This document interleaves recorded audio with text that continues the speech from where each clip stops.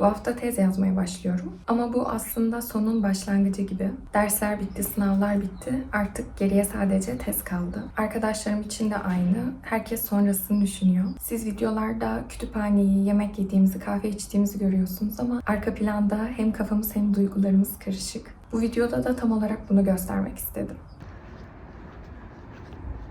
Bu arada herkese merhaba. Ben Peri. İtalya'da yüksek lisans yapıyorum ve hayatımı burada paylaşıyorum.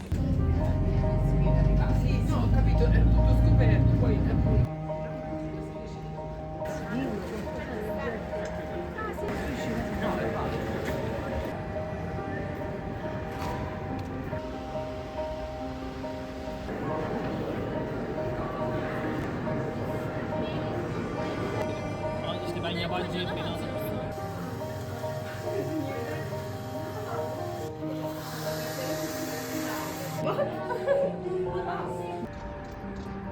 Burası bizim yurt. Benim odam buranın arka tarafında.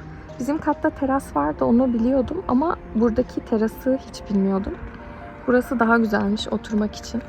Çünkü şöyle masa da var.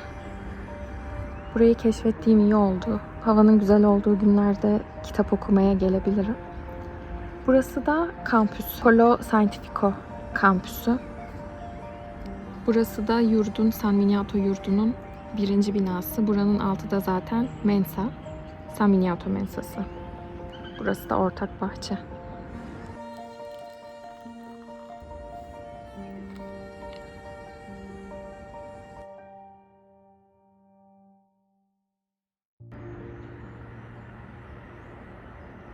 Tam mikrofonumu elime aldım. Video çekeceğim, şarj bitti.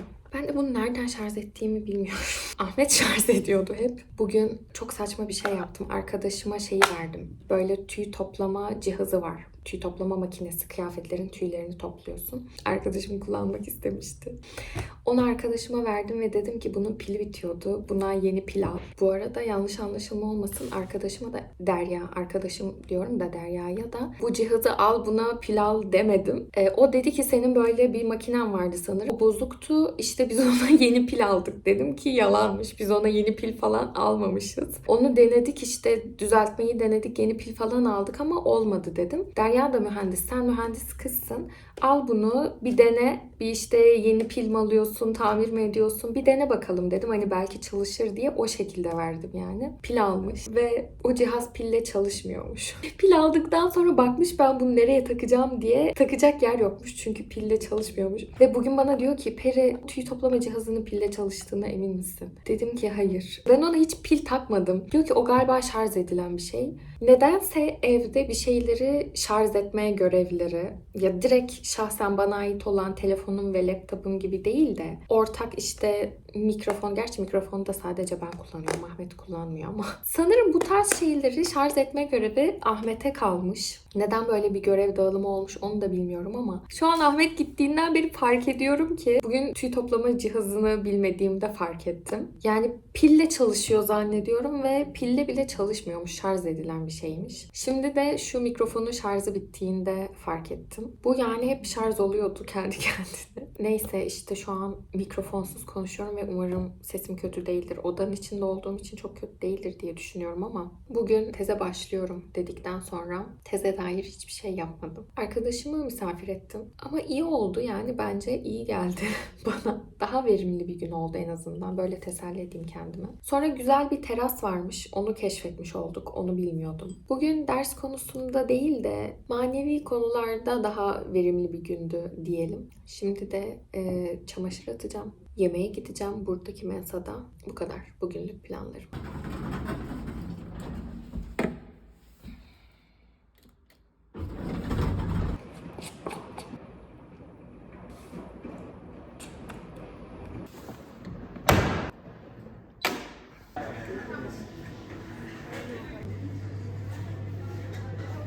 Artık şu an son kez inşallah son tur kurutmadan almaya gidiyorum. Bir de geçen sefer ben 5 kere falan gittim. Bir tur çamaşır yıkamak için 5-6 kere çamaşır odasına gittim. Çünkü jeton atıyoruz ya makineyi çalıştırmak için. O jeton 1 saat 45 dakikalık. Benim attığım programda 1 saat 45 dakikadan azdı. Onu akıl edebildim. Ama bu 1 saat 45 dakika dolduktan sonra makine kilitleniyormuş. Makineyi açıp çamaşırlarımı içinden alamadım. O yüzden bir tane daha jeton attım. Jetonum da ziyan olmuştu yani boş yere.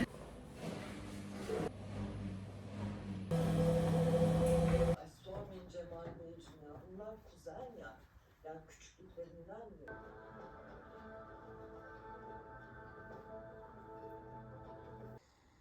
Günaydın. Yüksek lisans neden zor biliyor musunuz? Ya da tez yazmak. Çünkü sana şunu yap, bunu yap diyen kimse yok. Her şeyi kendi kendine yapmak zorundasın. Kendi kendine planlamak zorundasın. Ya da şöyle diyeyim. Doktora neden yüksek lisanstan daha zor? Yüksek lisans neden lisanstan daha zor? Lisans liseden daha zor diyemem. Lise gerçekten bunaltıcı bir süreç. Çünkü bunun sebebi gittikçe yani ilkokuldan eğitimin son aşamalarına doğru, doktoraya doğru ilerledikçe öğrenciye yapılan yönlendirme azalıyor ama sorumluluk da artıyor. Yani mesela ödev vardı lisedeyken ya da daha küçükken. Ödev hani sen bunu yapmalısın diye sana verilen bir şeydi. Üniversitede mesela ödev yok. Ya da benim bölümümde ben psikoloji okudum. Yoklama hiç alınmıyordu. Derse gidip gitmemek sana kalmış. O dersi geçmen gerekli. Ama yine belirli bir sınav takvimi vardı. Vize, final. O yüzden o vizeler, finaller geldiğinde onlara çalışman gerekiyordu. Şimdi yüksek lisansa geldim. Yüksek lisansta tam net bir sınav takvimi de yok. O yüzden şu da çok oluyor. Hazır değilim, bir sonrakinde gireyim. Ya da mesela çalışmıyorsun.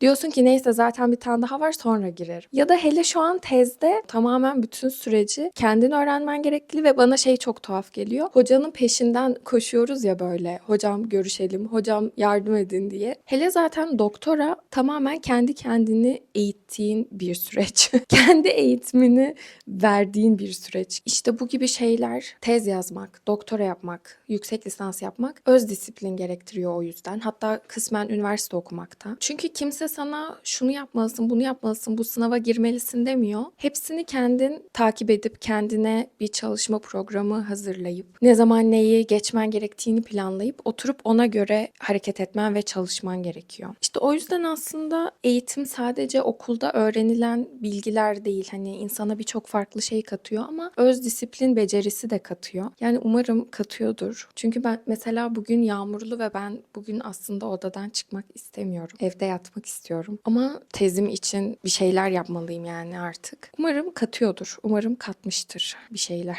Öz disiplin.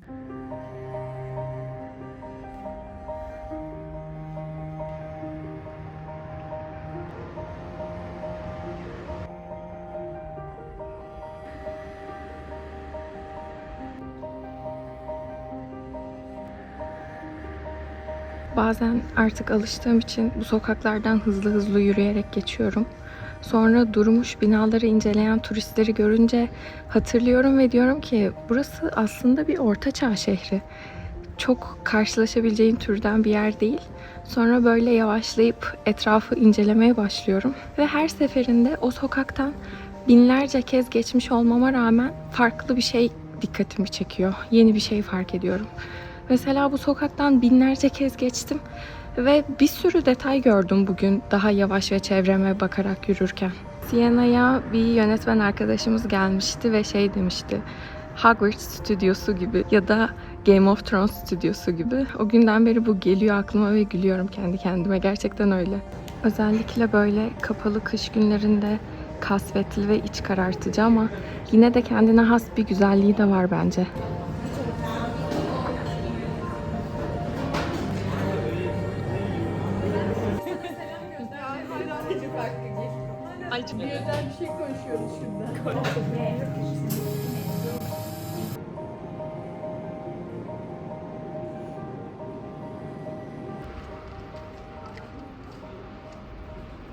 Biraz erken çıktım çünkü birkaç işim var. Önce Tim operatör. Telefonuma para yüklemeliyim hattıma. Sonra Ahmet'e hediye alacağım. Ben Ahmet'e yılbaşı hediyesi alamadım.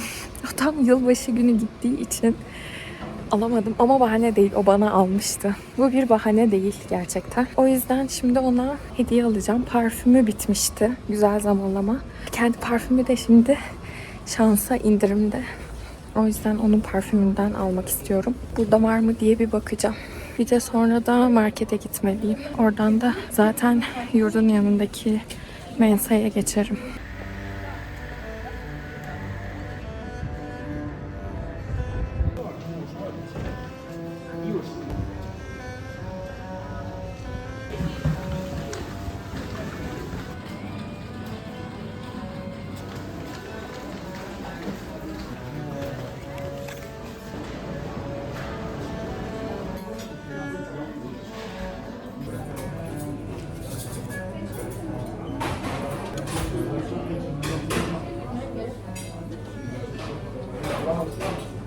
Çok yanlış bir şey yaptım. Açken hem de çok açken markete girdim. O yüzden normalde aldığımdan biraz daha fazla şey aldım. Ama şimdi size benim izlemeyi en sevdiğim videolardan birini çekeceğim. Yurt dışı market alışverişi videosu. Aldıklarımı göstereceğim. Aslında bir poşet ama tek başıma hiç bu kadar çok alışveriş yapmamıştım. Yani Ahmet'leyken ve evde daha çok şeye ihtiyacın oluyor bir yurttaki ihtiyacından. Yurtta tek başıma normalde çok bir şey almam gerekmiyor. Bu gittiğim market Coop. İlk olarak şöyle bir cips almışım.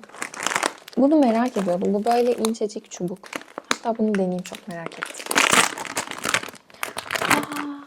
Bir şey kebabı vardı. Çökertme kebabı mıydı? Böyle onun altına şöyle patates kızartması koyuluyor ya, onun gibi. Çok sevdim. İncecik olduğu için de hiç cips yiyormuşsunuz gibi hissettirmiyor. Ben cipsi çok seviyorum. Ama cips yerken vicdan azabı çekiyorum. Yani çok sağlıksız bir şey. Ve Türkiye'de çok kontrollü bir şekilde yiyorum. Ama burada o kadar dikkat etmiyorum. Çünkü burada cipslerin içerikleri çok temiz. Aslında birçok şeyin içeriği çok temiz ama cipslerin de içerikleri çok iyi. Yani çok iyi değil de tabii ki de. En azından daha temiz. Bir de burada aperitivo kültürü var. Böyle akşam yemeğinden birkaç saat önce bir kokteyl içip onun yanında da tuzlu atıştırmalıklar yiyorlar ve orada cips mutlaka oluyor ve her gün yiyorlar İtalyanlar. Ve İtalyanlar obez falan değil. Demek ki İtalya'daki cipsler kötü değil. Böyle gözüküyor. Bunu çok sevdim. Bir de böyle kuru papatya aldım. 4 euro civarıydı sanırım. Bu papatya hariç her şey 1 ve 2 euro arasında. Diş fırçası aldım. Bunun markasını falan hiç bilmiyorum. Sadece çok yumuşak gözüküyordu fırçası. O yüzden aldım. Daha sonra aseton. Sonra şöyle bir granola. Kefirli. Bu granola değil ya. Böyle altı kefir, üstü müsli. Bir de bunu alma sebebim bu altı yoğurt değil, kefir. Yani daha çok probiyotik var. O yüzden bunu ara öğün olarak aldım. Bir diğer tatlı da bu. Bu tarz olan yoğurtların hepsini denedim. İtalya'da mümkün olan, üretimde olan hepsini denedim. Bu yoğurt değil daha doğrusu. Bu bir muz. Şöyle bu tarafı muz. Bu tarafında da işte fındıklı, karamelli, çikolatalı şeyler var. Bunu böyle kırıp, hepsinde aynı mantık bu arada bütün bu yoğurtlarda ve muzlarda. Bunu böyle kırıyorsunuz. Sonra bu ambalajını açıp bunu buraya döküyorsunuz. Bir bunu denememiştim. O yüzden bunu aldım. Bir tane daha cips aldım. Ama bu cips daha az yağlı. Ve bayağı da lezzetli bu arada. Tadı aynı diğer cipslerle yani. Daha kötü değil. Daha az yağlı olmasına rağmen. Neden 2 tane cips aldım? Çünkü ne yapacağım biliyor musunuz? Benim bütün sosyal medya keşfetlerimde şu anda bir tema var. Bu sadece şu anda İtalya'da mı popüler yoksa başka yerlerde de mi bilmiyorum ama bu cips paketini böyle açıyorlar. Cipslerin üstüne turşu, kornişon turşu, zeytin, buradaki pastırma türleri, işte böyle çemensiz pastırma gibi onlardan, peynir ya da böyle toz parmesan gibi peynirleri döküyorlar. Böyle kocaman bir atıştırmalık tabağı oluyor. O videoları ben her gördüğümde ağzım sulanıyor resmen. Bir kere Ahmet'le yaptık onu ve çok güzel oldu gerçekten. Ama böyle onu birazcık öğün gibi oluyor. Şimdi tekrar ne zamandır ondan canım çekiyor. Ondan yapabilmek için aldım. O yüzden zaten daha az yağlı aldım. Çünkü denge. Yani bu diğer aldığım şeyler de bu demin bahsettiğim ne denir? Tabak için zaten. Bu biber turşusu ama şöyle biber. Bunları Türkiye'de annem yapıyor, babaannem yapıyor. Bedavaya yiyorum. Burada gidip para verip alıyorum. Bu biraz üzüyor insanı. Sonra bir de tabii ki de kornişon. Bunlar şey değil. Böyle tatlı Alman turşusu gibi oluyor ya. Bu öyle değil. O tatlı olanları ben hiç sevmiyorum. Bu böyle bayağı normal tuzlu. Bizim Türkiye'dekiler gibi. Bu işte cipsin üstüne bu biber turşularını koyacağım. Kornişonları koyacağım. Çok fazla abartmayayım dedim kendi başıma olduğum için. Yoksa Ahmet'leyken daha çok böyle kuru domates falan da almıştık. Daha çok şey almıştık ama. Bir de şu toz peyniri döküyorsun. Bu grana peyniri parmesanın aynısı tat olarak. Zaten parmesan ve grana hep birlikte duruyorlar. Hep yan yana duruyorlar. Türkiye'de bu İtalyan peynirleri bir tık daha zor bulunuyor ya. Eğer parmesana ihtiyacınız varsa ama bulamazsanız, grana bulursanız granayı da alabilirsiniz. Hangisi daha yaygın Türkiye'de, hangisini daha sık buluyoruz bilmiyorum. O yüzden söylüyorum. Çünkü Türkiye'de hiç İtalyan peyniri almaya çalışmadım. Bunu da işte böyle cipsin üstüne diğer malzemeleri koyduktan sonra bunu da üstüne döküyorsunuz. Bir de biz geçen sefer çok azıcık, incecik böyle bal gezdirdik. O da bu kadar tuzlu ve ekşi şeyin yanında çok hafif bir tatlılık verdi ve bence çok yakıştı. Benim çok yadırganan bir damak zevkim var. Birçok insanın midesinin kaldırmadığı tatlı tuzlu kombinasyonlarını çok seviyorum. O yüzden bal konusunda kefil olamayacağım. Ama bence harika. Bir de lotus almışım. Bir de şöyle ceviz. Şimdi bunları da bu az önceki cips olayı gibi böyle bir kombinasyonla yiyorum. Onu da anlatayım. O da çok güzel oluyor. Lotus bisküvilerin üstüne şöyle normal bir tane kırmızı elmayı ince dilimliyorum. Lotus'un üstüne bir dilim elma koyuyorum. Sonra şöyle dilimli bir peynirden bir dilim peynir koyuyorum. Bir de üstüne bir tane de ceviz. Bu çok güzel oluyor. Lotus bisküvi, elma, peynir ve ceviz. Belki alışık olmayanlar için kulağa biraz tuhaf geliyor olabilir. Ama alışınca çok güzel oluyor. Benim daha değişik kombinasyonlarım da var ama onları da başka zaman gösteririm. İtalya'daki marketlerde şöyle değişik bir olay var. Bana çok garip gelen. Market büyüdükçe fiyatlar düşüyor. Aldıklarım benim Coop'tandı mesela. Ve bu büyük olan Coop'ta fiyatlar daha ucuz. Birçok ürün için böyle. Tamamen aynı ürün. Hiçbir farkı yok. Sadece market daha büyük olduğu için fiyatı daha düşük oluyor. Ve bu bütün marketlerde böyle. Biz Türkiye'de şeye alışkınız. Marketten markete fiyat değişir. Bu tamam ama aynı marketin farklı şubelerinde küçük ve büyük olmasına göre fiyat değişmesi burada benim çok geç fark ettiğim bir şeydi hatta. Zaten o yüzden büyük marketlerde herkes böyle stok yapar gibi çok büyük alışveriş yapmaya geliyor. Yani bugünkü insanların yanında benim şu alışverişim aslında çok